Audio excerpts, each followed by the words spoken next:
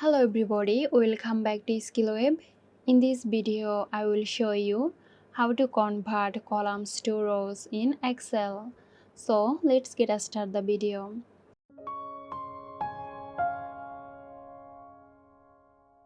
Start by opening your Excel file. Select the data in the columns you want to convert. Copy them.